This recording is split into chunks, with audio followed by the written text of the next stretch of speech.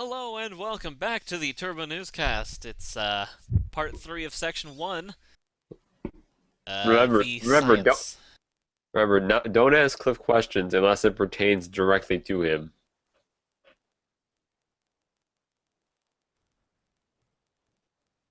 Okay. It's just the truth. You won't give a crap otherwise. Okay. um yes, this is the science and space section. Got a lot of space Hey. stories, but before we get onto space, let's We're go gonna go visit the to your Large Hadron. face, Let's go visit the Large Hadron Collider for a little bit. whatever that means. We haven't seen the LHC on here in a while, so let's check out what it's come up with. Unexpected data from the Large Hadron Collider suggests the collisions might be producing a new type of matter. Yeah, collisions between protons and lead ions at the Large Hadron Collider have produced surprising behavior in some of the particles created by the collisions. The new observation suggests the collisions might have produced a new type of matter known as color glass condensate. Now,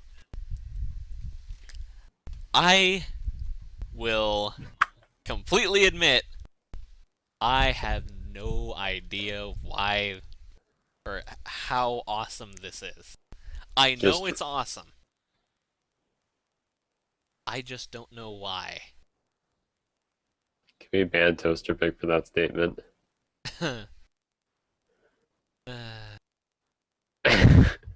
Yeah, it's really Eh, awesome. It's goddamn. it's pretty damn awesome, whatever that means. I just wish I could elaborate on it. Because You no just matter how wish you much I knew read science. over this story, ugh, You just wish you were there, yeah, being you know all of the what? science. I kind of would. Not gonna ban you, toaster. Alright. Well, we're gonna move on to something that was That just you kind of know a about that was just kind of a stub. We're gonna move on to something that I can actually talk about. That we can actually talk about. in some complexity. Well, Jellyfish are supposedly immortal. apparently. Yeah. Jellyfish can oh, there we go. Yeah, jellyfish can reverse their aging process. They can grow younger and younger until they reach their earliest stage of development, at which point they start life all over again. Now, interestingly, scientists were baffled by this development but didn't immediately grasp the significance. It was nearly a decade before the word immortal was used to describe the species. I That's feel like I would have figured that out pretty fast. yeah. I I would like to think that I would have. I mean, Yeah, I I mean, wasn't there. I feel like if someone said, "Hey, this thing gets younger, and then gets older, and then gets younger again," I'd be like, "So it's immortal?" Well, I assume you can kill it though. did he observe it getting older first or last? I don't know. I feel like if they're a scientist, then yes. Maybe. Just like, hey, it's getting younger, it must be immortal. God, Shadow Patcher.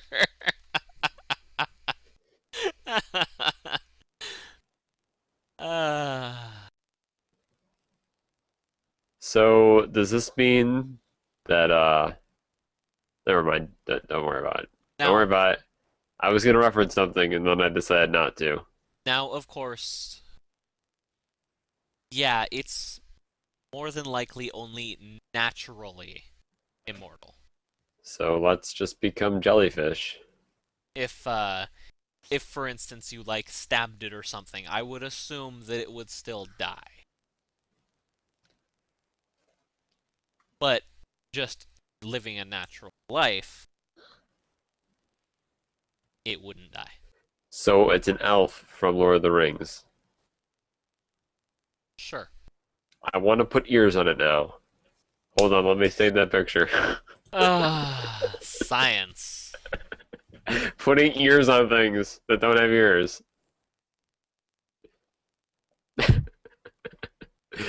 Well, So we while just you do stab Shadow that, Magic. What? You're interested now too? I'm going to look at human evolution. Because we have better things to be looking at. No, that's boring. It's not happening, it's a lie. They're lying to you. Alright. So, there's been a huge study of genetic variation. And, turns out, from the perspective of deep time, in which the Keep last... lying. Shut up. In which the last 10,000 years are a short chapter. It's pretty awesome right now. Researchers have estimated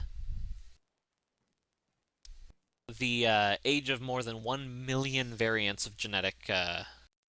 they've estimated the age of more than 1 million genetic variations to our DNA code. And the vast majority have proved to be quite young. In fact, they say most of the mutations that we found arose in the last 200 generations or so. There hasn't been much time for random change or deterministic change through natural selection. So, theoretically, we are at our most evolvable state right now. At our most evolvable state to date. Right now. Did you have to rhyme there? No. But I did. So this means that I will start growing a third arm anytime now. That's not how it fucking works. That's how some people believe it works. I just expect a scientist to materialize right next to you, just punch you in the face and just vanish. Ah. Wouldn't that be awesome if that happened every time someone just stupid evolutioned? Wouldn't that mean that all the conservative channels would just be constantly being punched in the face? That's why it would be awesome! Although, it would. Although on the other side, that would actually get me to watch Fox News. Yeah, that would kind of be a bad thing. Shit. How did we get on this topic? Because you said now you're gonna grow a third arm. God damn it! It could happen. Oh well. Now we're gonna go to space. Because... Fuck it. Because it's cool. Yeah. Space is cooler than the Earth. I saw this one. Yeah. NASA just reported today. Today. Yeah. This is as close to breaking as we get. It will be breaking on Monday, though. Sorry. Their messenger spacecraft has provided compelling support for the long-held hypothesis that Mercury harbors abundant ice and other frozen volatile materials. So Well, let's go there. Let's make a colony there. There might be ice on Mercury at its poles. Let's take it.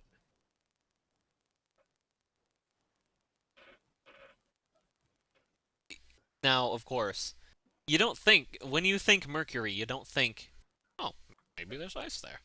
I think because it's so goddamn close to the sun that just, well, you'd assume it would all melt. Mercury's rotational axis is tilted at almost 0. It's less than 1 degree of tilt. So there's parts of the planet's poles that literally never see sunlight. So scientists have found evidence there might be water ice there in those shadowed areas because they're not getting warmer, so not gonna melt it until we do it for it. until we get on the planet and fuck shit up ourselves. Yeah, until we blow up the As we planet. do. As as we're so well known. Well, Dude, Science Express is like the greatest name for a thing ever. Science Express. Yeah. Oh, ooh. Yeah, that does sound kind of cool, doesn't Yeah. it? Alrighty. Well, we're gonna go back to the moon now for this next one. Kind of. Moon. Um, moon-based 3D printers might possibly be able to create tools out of moon dust. Why is it making my mom's like mystery meat? I know, it does look kind of weird in that picture, doesn't Yeah. it? It seems like something my grandmother would make or something, and I don't want to eat it. Anyways, enough about my life story. Yeah, Washington State University researchers made these cylinders on a 3D printer using simulated moon, not actual. But Moon rock meatloaf. it is a step in the right way, because with this technology, you could have lunar travelers making tools and repairs with materials found on the moon. That's kind of awesome. Yeah. So we found a way to fix things without having to give up on them. Yeah, that's yeah. That that was actually what I was thinking too. When I saw moon dust, my first thought, portals. Huh. I don't think we can make portals yet, though. Yet. Pretty sure a 3D printer can't do that. Yet. It could probably make the model of the gun. Yeah, you could probably print out a portal gun right now. Dude, let's do it. I kind of want to, actually. I've given you the idea, now you're determined. Well, Do I know as anyone in determined as you Norwegian can. lands? Yeah. Okay. Well, this next one is another one that little bit too complicated for me to get completely. Something about waffles. I don't know what's going on. But it is still kind of cool. Dude, that guy has a cape. Nuclear I'm reactor. sorry, I'm distracted. According to NASA, a nuclear reactor, specifically the Stirling engine, could possibly power future space flights. Warp flights? The first sentence in this story. For potential power sources on space flights beyond the horizon, scientists are looking back to the future. I give up. You Science scientists reporting, ladies and gentlemen. you scientists can go and make your awful references elsewhere.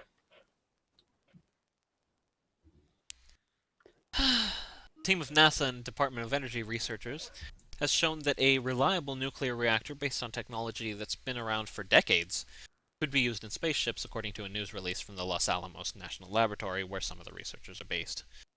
News release says the team used heat pipe technology, which was invented at Los Alamos in 1963.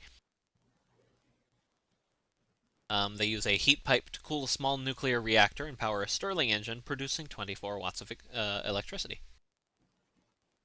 Pretty cool. Mm-hmm.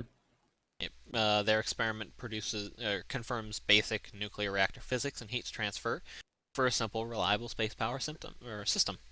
So basically, you have no idea what's going on. You just know that space is awesome, and that anything that can power things in space is awesome. Does that sum it No. up pretty well? Now we can have a reactor drive powering our spaceship. That was my point. We're one step away from holodecks, From graviton greatness. particles, main deflector dishes. And wearing capes. That's an entirely different story, I'll have you know. I don't care. Look at that cape No. and his hair. Sorry, I get distracted easily. That's the story he's talking about. Anyways. What? Um yeah. We're so close to Star Trek that it's not even funny. The final frontier. I can't wait. Want me to send you up first? God, I hope that we make it in my lifetime. That we make it to the It's just to so you like can space flight. so just so you can like shout space over and over again while you're on a Yeah. space flight. You'll be too mesmerized by the things going on around you to even enjoy it. You'll just be shouting space constantly. God, that'll be awesome. Oh, well, we've also got space planes. I As we don't do. I don't really know how to transition into this one aside from space planes are fucking awesome. Look at that thing. Look at that picture and tell me that is not awesome. That was something that James Bond would be in. That is fucking awesome. I'm pretty sure that is James Bond's ride in space. That's amazing. When are we getting that? Not soon enough. That happens for a lot of things on here. Yeah. British engineers have made the biggest breakthrough in flight technology since the invention of the jet engine. They have successfully tested a new propulsion system that could power a spaceplane to orbit and also cut an airliner's journey time from London to Sydney to less than 4 hours. It's pretty fast. Yeah. Thunderbirds. Now, unlike conventional aircraft engines, the Sabre is a 2-in-1. God, it even has cool names! The engine itself is called Sabre. The ship That's is called Skylon. oh my gosh. We whoever was the guy who was like sitting down at the table and saying, "Okay, we're about to make the greatest thing ever. Let's give it the greatest names ever." Whoever named this shit needs a raise.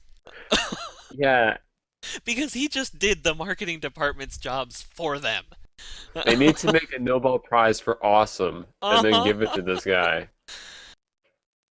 Oh, the Sabre is a 2-in-1 air-breathing rocket engine that can boost a plane to Mach 5.5, more than 5 times the speed of sound, and a height of 30 kilometers.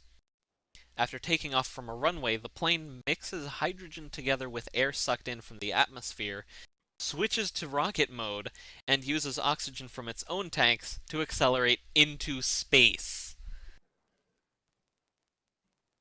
God, that's cool! Yeah.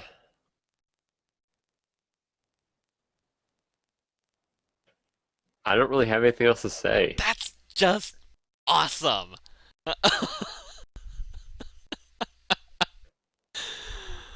Like, give me it now. I know! Now, of course, you're not gonna see it in an engine all that soon because they're still looking for 250 euro or 250 million euros investment for the next step towards developing 2 planes, the hypersonic Lapcat kitties that will be able to carry 300 passengers around the world in less than 4 hours, and Skylon, which can carry astronauts, tourists, satellites, and space station components into orbit. Look at that. That's the picture of it taking off. That's beautiful. James Bond. 2 planes. That way they can race. Oh my god. You know, I'll bet you if they put this on, I wonder what would happen if they put this on Kickstarter. The most expensive Kickstarter Ever. in the history of Kickstarters. But it would be so worth it.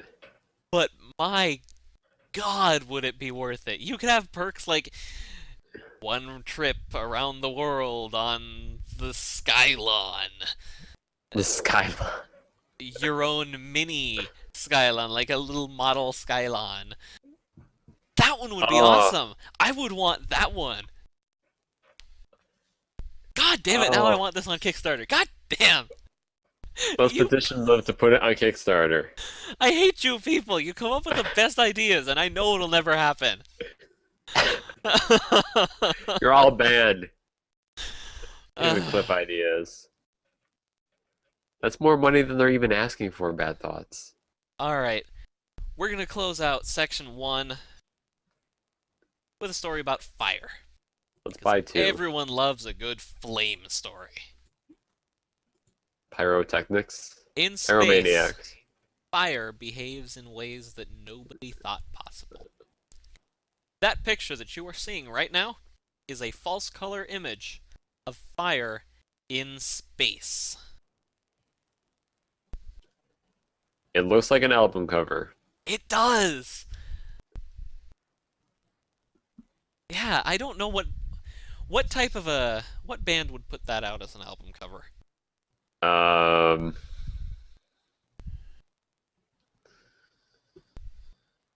I have no idea. It just looks like one. I could see like Pink Floyd maybe Yeah, putting that out. Pink Floyd.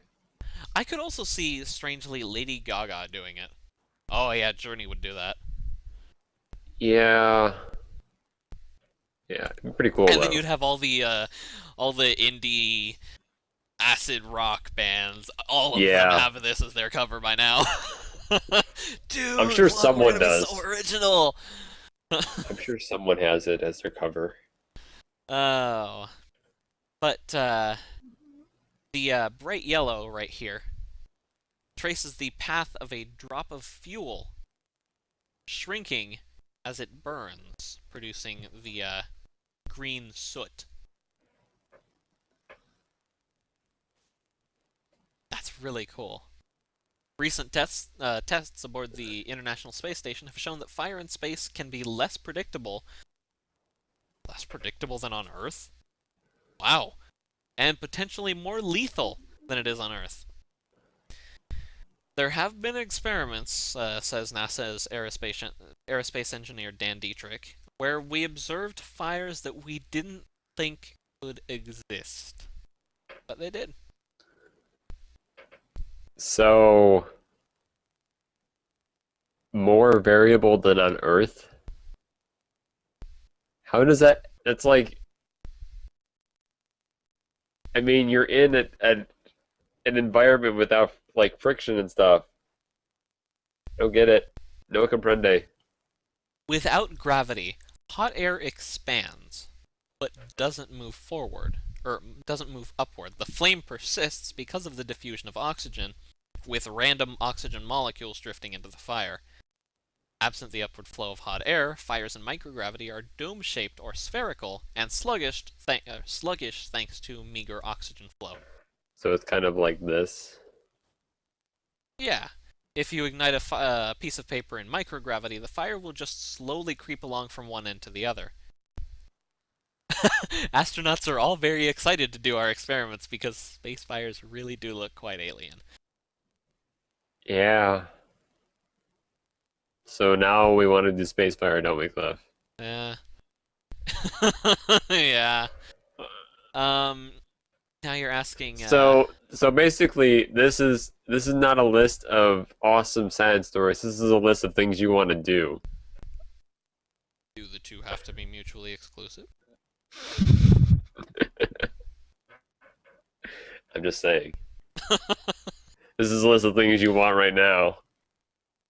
Science is fucking awesome, isn't it? This is like your Christmas list, and you're not going to get any of it. It's like my Christmas list of awesome shit that no one would ever possibly be able to get me. Yeah. So I approve. Okay, well, we'll be right back after this short break, just to load up on Section 2 stories. Might be a tad bit longer, but it's always a little bit longer between 1 and 2. Mm-hmm. But yeah, we'll be right back with, Right back. you know, the fun part. The fun part. We'll see ya.